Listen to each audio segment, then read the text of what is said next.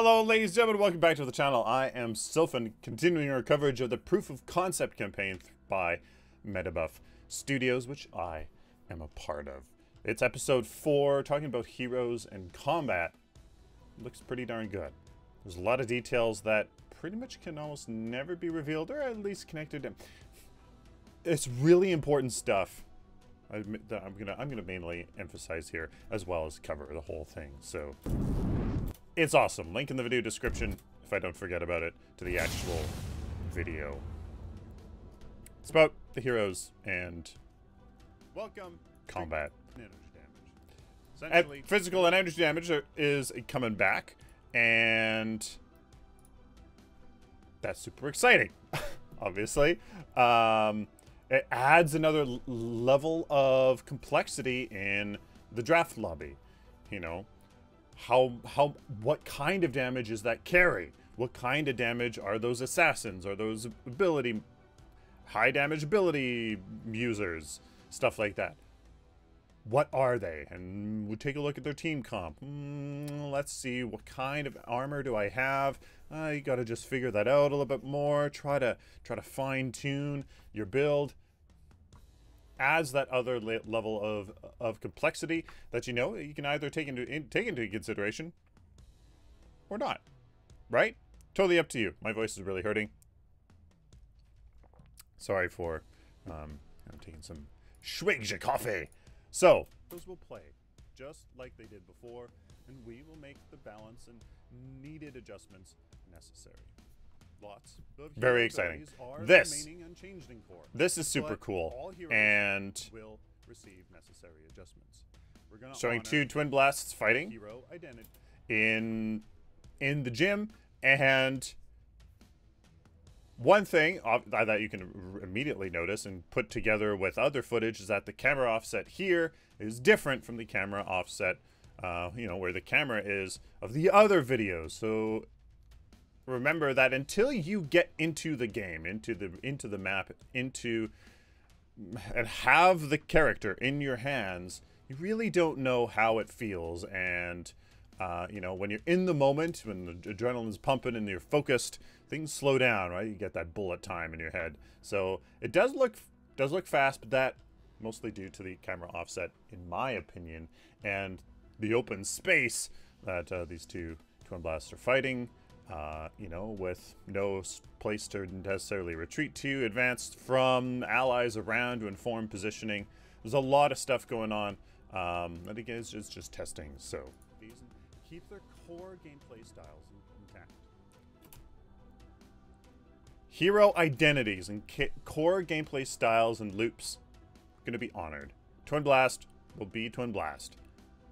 It might be a little bit different, but he's still going to be Twinblast. It's going to be, this is still the Twinblast I knew and loved.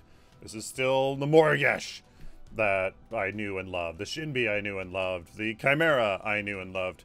Just tweaked, refined, made more compelling, lowered the skill floor, definitely higher the skill ceiling. Who knows? Maybe increase the skill floor. Who knows? Who knows? But definitely, absolutely, still the same heroes you know and love. Our goal with hero kits is to enhance rather than change their existing capabilities. We will try new mechanics on a trial and error basis to get feedback from testers. We don't test things, we don't learn anything. Testing is the real. How do you know you like or dislike, or something's balanced or imbalanced, or etc., etc., if it's not tested? Some things are so outlandishly ridiculous in theory, it's not appropriate. That still doesn't mean that maybe doesn't work, right? Still doesn't mean. So, while none of that is going on here at all, in my opinion, the testing part is the biggest thing. Until it's in your hands for, tens of hours, even hundreds of hours, still really, it's hard to say. It's hard to truly say anything about anything. To start, hero roles will be more numerous and emphasized in core. It will help players choose heroes with specific purposes when in the draft lobby. So one really specific thing you had to listen to that about. Hero roles will be more numerous. More numerous. There will be more hero roles, kind of hero archetypes, perhaps, that heroes fit into, and they're going to be more emphasized. So, nebulous heroes like Zix.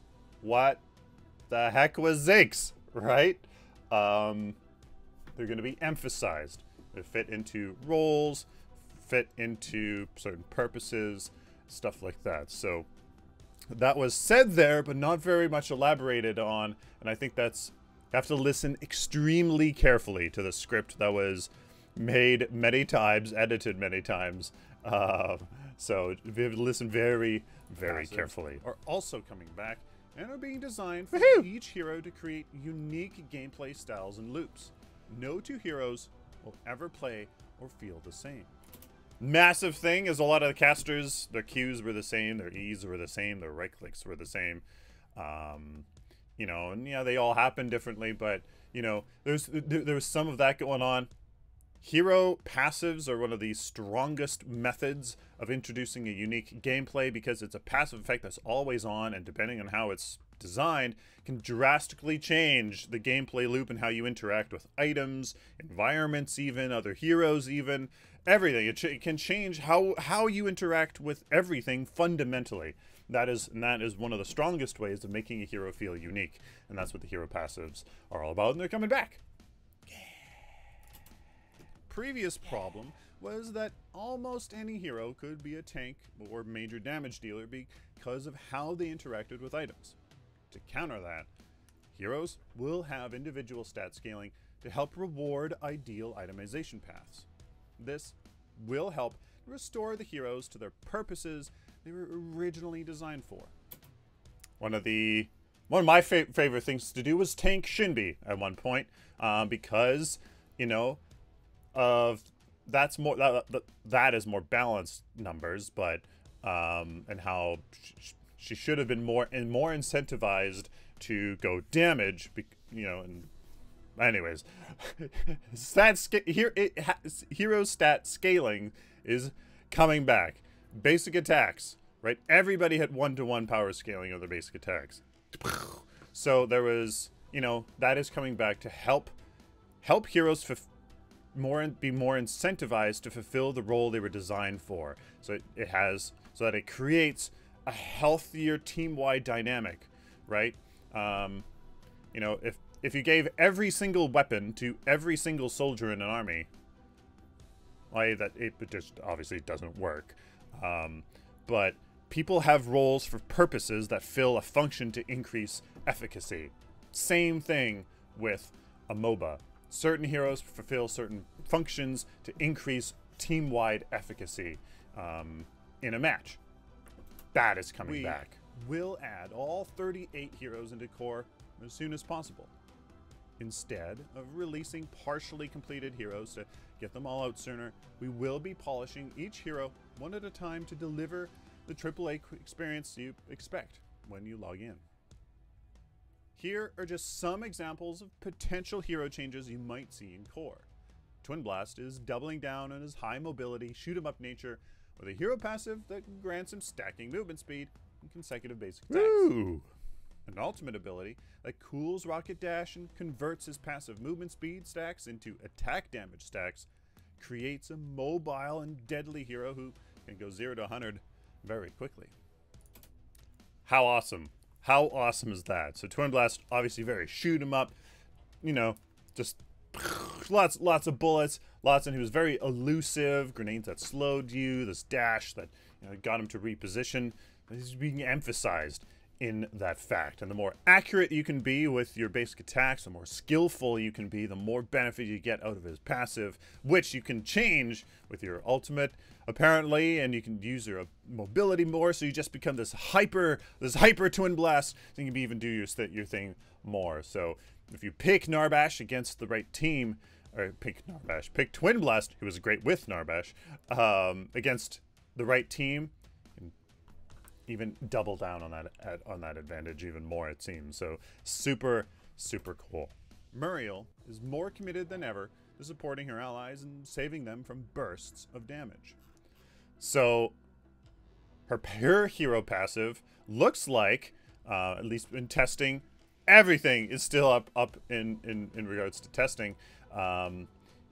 If her shields explode, or if not explode, but when they expire on somebody, or when damage is too much and the shield explodes due to damage, then heroes get some damage reduction because the shield exploded because they're taking so much damage. So she can really focus on preventing damage from the enemy team. Super cool. And then it's also mentioned that Muriel's ult slows people again. It was when it was a knock-up. It was crazy powerful. She could be anywhere and then come in, and then that can be very much a decisive factor. And oh, there's a knock-up all of a sudden, and boom, that turns the tide of battle. So it was absolutely massive. And the slow, helps people get away, but also if she ults a melee hero per se, that's an allied melee hero that's on top of the enemy carry or something like that, then boom, she can ult on him, slow down the carry, and then kind of help her team a little bit more. Plus the shields, obviously. So super cool. Basic attack range and in combat movement speed have been changed in core to balance. This is the biggest subtlety of this video, and it's not detailed because it can't really. Combat metrics have been changed. Slightly, a lot, not said, can't really be divulged. That is absolutely huge. And all what I'm going to say is that it essentially has, in my opinion, has taken the fundamental broken nature that Paragon has suffered from its entire existence. This underlying illness that precipitated all these other symptoms that popped up in the game have been changed. And what it's done is it's made the map feel bigger, but at the same time keeping balanced rotation times. Now, one thing you see here, Muriel's using her Serenity a bazillion times. Obviously, that's not a that's not a thing. That's completely broken.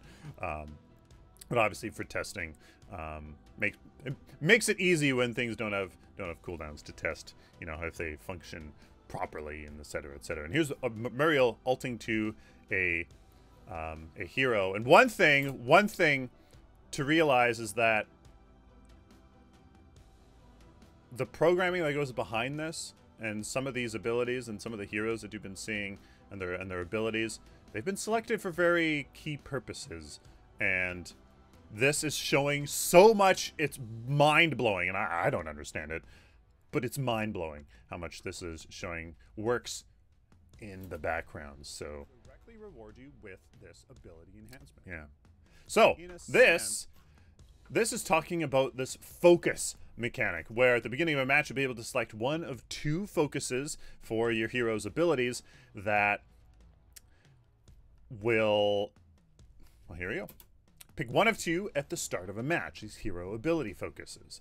Complete the requirements of the focus tied to the ability to enhance the ability in some way. They're mostly going to be completed, these requirements, through hero-to-hero combat. Better performance, the better you perform in the match and are accurate and choose proper engagements and blah blah blah, means faster completion, meaning a little bit of an edge over your opponents who maybe don't have theirs completed. This emphasize hero strength or lessen hero shortcomings. Depends on the hero, perhaps.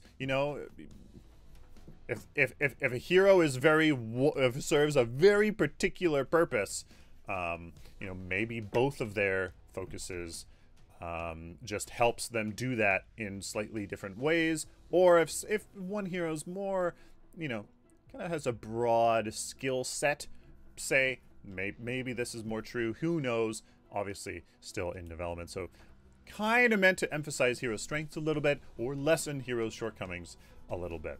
Another way for you to be like, which one am I going to take really helps me in this match. One example here that they used for Twinblast was a focus, say, on his slow grenades that reduced their, when completed, reduced the mana cost, increased the radius, and reduce the cooldown or something, so that you could, if you're having problems with slowing people, or you know, you have limited CC and you just think that's you know, really useful, boom, you can grab that. Or one on his rocket dash that they were saying, where, you know, you'll be able to complete it, and then after you rocket dash, you get some movement speed for a short time, so you're even more elusive. Maybe you just need to get out of dodge a lot of the time. They have the Chimera and Countess, so something like that. They can really just dive that backline. You just need to get out of there. Maybe that is the better choice rather than the slow grenades. So it gives you another option to kind of fine-tune why you picked that hero, right? You picked the hero for a reason in the draft lobby, and then there's another way of fine-tuning that. Maybe they counter-picked you really well, and you're like, I thought this hero would be great, but they did kind of counter-pick me pretty well. Okay, well, now that changes a little thing. Yeah, I'll change my hero abilities as well. Maybe I'll change my itemization a little bit, right? Options. Short time after dashing, or complete a focus on his grenades to use the more increased effect radius. Team composition lacks efficiencies. Amounts of crowd control. Using the focus system successfully come down to your understanding about team composition, tactics, and the combat impacts a match. Obtaining the performance as heroes compete for the prize of the Asher. They have been granted a small taste of it through core powers. These powers are new, highly impactful, clutch abilities. A lot of people in the comments finding these quite compelling. Core powers, what are they? They're special hero abilities that are available to anybody. All powers are available to everybody, no matter count progression or anything. All powers available to everybody, no matter the hero you play. Selected in the draft lobby. Pick your hero, and then you select these core powers. They have a massive gameplay impact. Massive. You can totally change the course of a battle if you use them properly. Massive gameplay impact. But they have very, very, very long cooldowns. So you can't be a I don't know. Who knows, right? You can't completely change the way that a hero plays through these abilities, like every couple seconds, right? Extremely long cooldowns because they have massive gameplay impact, but enable that clutch moment to do something. Every action in a match, though, leads to upgraded powers. So the more that you can influence the map, the more that you can, say your team's behind, and the more that you can catch up. You can, you know, farm efficiently and play the macro game to kind of come back. That will lead to upgraded powers. Everything that you do in a match, even when you're behind, even when you're ahead, will help you to upgrade these powers and get the enhanced and additional effects. Very, very, very cool. So it's that. While focuses are another way to maybe accentuate what a hero's good at, or really kind of make sure that you lessen a hero's shortcomings. You know, you can right? All ways so you can fine tune how your hero that you've selected and how the team comp that you're working in, how it can interact with the enemy team and what they selected at the beginning of a think match. are going to Powers do. are selected in the draft lobby, and no matter their hero selection, or choose to select core powers that dramatically lessen. These powers, however, have needed in order to use them for maximum effect. Powers will also start off weaker and grow in strength through the progression of a game.